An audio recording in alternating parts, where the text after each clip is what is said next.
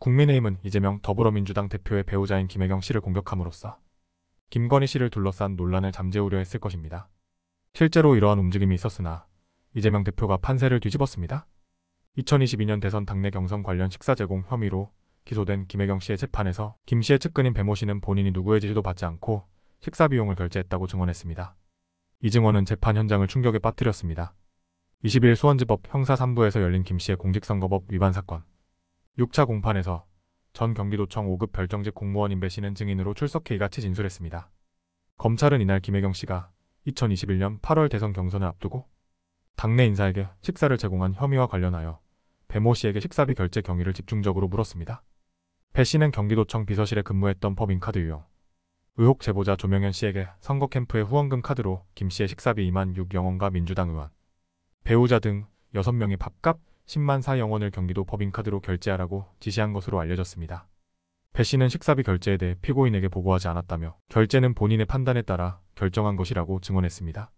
검찰은 피고인의 배우자가 대선과 관련하여 국회의원 배우자들을 만나는 자리인데 식사비 결제를 참석자들에게 알리는 것이 상식이 아니냐며 보고 없이 결제한 이유를 물었습니다. 이에 배 씨는 그렇다고 답했습니다. 또한 검찰이 참석자들 몰래 계산한 것이냐고 묻자 배 씨는 네라고 답한 후 피고인이나 국회의원, 배우자 3명이 식사 후 결제 취소를 요청한 적이 있느냐는 질문에 없다고 답했습니다. 재판부는 이날 배 씨에게 식사비 결제 경위에 대해 상세히 질문했습니다. 주심인 배석 판사가 배 씨에게 당시 다른 국회의원, 배우자의 식사비까지 경기도 카드로 결제한 것이 문제가 될 것이라고 생각하지 않았느냐고 묻자 배 씨는 그렇지 않았다고 답했습니다. 배 씨는 이유를 묻는 판사에게 아무에게도 말하지 않으면 문제가 되지 않을 것이라고 생각했다고 말했습니다. 박 부장 판사는 배 씨에게 식사비 결제 방법이나 시기와 관련하여 증인과 피고인 사이에 어떤 의사 교환도 없었느냐고 물었고 배 씨는 없었다고 강조했습니다. 또한 김혜경 씨 측 변호인이 국회의원 배우자 3명의 밥값을 왜 계산했느냐고 묻자 배 씨는 도청 수행원들의 식사비를 결제하면서 그분들도 결제를 누가 하는지에 대해 껄끄러워할까봐 제가 그냥 같이 결제한 것이라고 대답했습니다. 배 씨는 해당 모임을 사적인 모임으로 생각했다고 덧붙였습니다. 또한 김혜경 씨 자택에 음식을 배달한 뒤 현금으로 대금을 받은 적이 있다고도 증언했습니다. 검찰이 배달한 음식이 결국 법인카드로 결제되었는데 피고인을 속이고 돈을 받았다는 것이냐, 본인이 사익을 취한 것이냐고 묻자 배 씨는 그렇다고 답했습니다. 검찰은 증인 신문 중 여러 차례 배 씨에게 사실대로 말해야 한다고 강조하며 배 씨의 증언 신빙성에 의문을 제기했습니다. 검찰은 본인들이 예상했던 시나리오대로 답변이 나오지 않자 다급한 모습을 보였습니다. 배 씨는 공판 시작 전에 재판부에 비공개 신문을 요구했으나 재판부는 법률이 정한 요건에 해당하지 않는다며 공개 재판으로 진행했습니다. 재판부는 제보자 조명현 씨가 증거로 제출한 녹음 파일과 관련해 수신자와 발신자 외에 다른 사람이 등장하는 통화 녹취록에 대해 증거 능력을 부여하기 어렵다며 증거로 채택하지 않겠다고 밝혔습니다. 재판부는 대화에 참여 중인 사람이 자신의 말이 녹음된다는 사실을 알면 제대로 대화할 수 없을 것으로 예상돼 대화의 자유가 침해될 수 있다며 당시 시점에서 판단하면 이는 통신비밀보호법이 제한하는 타인 간 대화로 인정된다고 설명했습니다. 김혜경 씨는 이재명 대표가 당내 대선 후보 경선 출마를 선언한 후인 2021년 8월 1일 서울 모임에서 민주당 의원 배우자 3명과 자신의 운전기사 및 수행원 등에게 총 10만 4영원 상당의 식사를 제공한 혐의로 기소됐습니다. 10만 4천 원이라는 금액을 듣고 당시 배심원들이 한숨을 쉬며 혀를 찼다는 후문도 있습니다. 김 씨는 모든 동석자가 각자 결제한 것으로 알았다는 취지로 혐의를 부인하고 있습니다. 한편 김건희 여사의 명품백과 관련된 의혹은 소환, 조사조차 이루어지지 않는 상황은 수사기관과 권력의 문제점을 드러낸다고 볼 수 있습니다. 2020년 2월 17일 뉴스타파는 김건희 여사가 도이치모터스 주가 조작 사건에 연루됐다는 의혹을 최초로 보도했습니다. 시민부 기자였던 심 기자는 당시 경찰의 도이치모터스 주가 조작 사건 수사 첩보 보고서를 입수했습니다. 이 보고서에는 김건희 여사가 도이치모터스 주가 조작 작전에 전주로 참여해 자신의 도이치모터스 주식과 증권, 계좌 현금 10억 원을 주가 조작 선수인 이 씨에게 맡긴 혐의가 포착되어 경찰이 내사를 진행했다는 내용이 담겨 있었습니다. 2022년 2월 18일 심 기자는 김 여사가 2010년 1월 12일부터 1월 29일까지 신한금융 투자를 통해 진행한 도이치모터스 주식 거래 데이터를 모두 입수하여 보도했습니다. 심 기자는 기사를 통해 김건희 여사의 도이치모터스 주식 거래에서 전형적인 주가 조작 패턴을 발견했다고 지적했습니다. 2023년 12월 14일 심 기자는 김 여사와 증권사 직원 간의 통화 녹취록을 공개했습니다. 이 녹취록은 도이치모터스 주가 조작 1심 재판부가 유죄로 인정한 통정 매매에 김 여사가 직접 가담한 정황을 보여주는 핵심 증거입니다.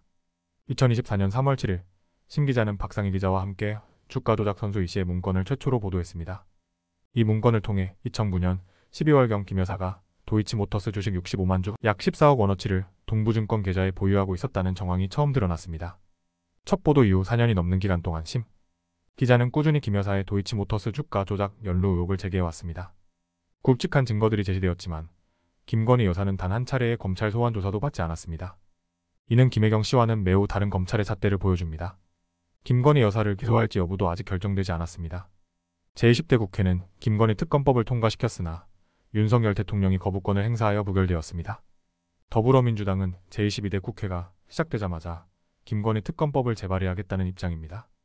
심 기자는 김건희 여사 소환 조사는 너무도 당연히 이루어져야 할 일이라고 강조했습니다.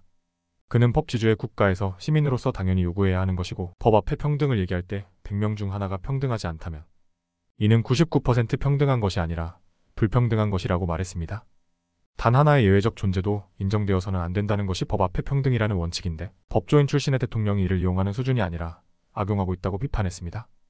김건희 여사가 자신이 져야 할 법적 책임을 면제받는다면 법치주의 국가에 사는 시민들은 법정 불평등 상태에 놓이게 됩니다. 야권의 비판이 이어지는 이유도 여기에 있습니다. 개혁신당 소속 금태섭 전 의원은 21일 오후 저로서도 이해할 수 없는 게 일단 옳다. 그르다를 떠나 최상병 사건은 가장 특검에 어울리는 사건이라며 이같이 말했습니다. 금 전 의원은 군대 간 젊은이에게 어떻게 이런 참사가 벌어졌는지를 밝히는 것도 중요하지만 사실 국민들이 관심 있는 것은 책임 규명 과정에서 권력이 개입하지 않았냐는 의혹이라고 지적했습니다. 그는 정부 측에서도 이는 기존의 검찰 조직보다 특검에 맡기는 것이 맞다고 했습니다. 이어 순전히 정치 전략적인 면에서 판단해봐도 최상병 사건은 여당이나 정부 측에 절대로 점수를 딸 수 없는 이슈 아닌가? 그러면 특검에 맡겨버리는 게 낫다고 말했습니다. 또한 여당에서는 특검 추천권을 야당에서 가지는 것이 문제가 있다고 얘기하고 있습니다. 그러면 처음부터 자기들이 특검법을 내서 특검을 하겠다는 것이 좋았을 것이라고 주장하기도 했습니다. 다만 특검을 뽑는 것은 양쪽이 절충해 하는 걸로 하자고 제안했어야 했다는 의견도 있습니다. 금 전 의원은 이에 대해 무조건 특검은 안 된다고 주장하고 있습니다. 그는 이는 권력이 개입돼 있지 않냐는 의혹이 있는 사건에 대해서 역시 권력이 거부권을 행사하고 이런 지침을 주니까 여당이 따라가는 거 아닌가라고 말했습니다. 그는 또한 여당은 물론 정부를 호위할 수 있습니다. 그러나 국민들을 위한 일을 하는 것이어야 한다는 전제가 분명 있어야 합니다. 이들은 지금 국민들을 위한 일을 하는 것이 전혀 아니라고 강조했습니다. 대통령과 대통령 부인이 처벌과 수사를 받지 않게 하는 것은 권력의 남용을 방지하고 정치적인 편향을 막기 위한 것으로 주장될 수 있습니다. 그러나 이것이 국민들을 위한 일이라고 할 수는 없습니다. 오히려 이러한 특혜나 예외는 법치주의를 훼손하고 권력의 부당한 행사를 초래할 수 있습니다. 법의 평등과 공정한 사회 질서를 유지하기 위해서는 모든 시민이 법 앞에 평등하게 대우받아야 합니다. 따라서 대통령과 대통령 부인 역시 법의 원칙에 따라 조사 및 처벌을 받을 수 있어야 합니다. 이상 영상 마치겠습니다. 구독과 좋아요, 그리고 댓글 의견은 영상 제작에 큰 힘이 됩니다. 민주 스피커였습니다. 감사합니다.